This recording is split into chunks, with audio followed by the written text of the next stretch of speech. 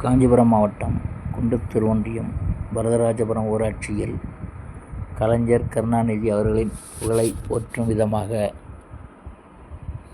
மாதத்தின் முதல் செவ்வாய்க்கிழமை தோறும் மாலையில்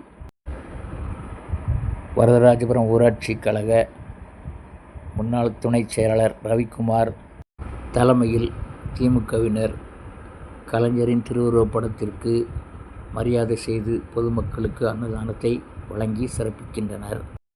அதேபோல் இன்று நடைபெற்ற நிகழ்ச்சியிலும் பொதுமக்களும் ஏழைகளும் பலர் கலந்து கொண்டு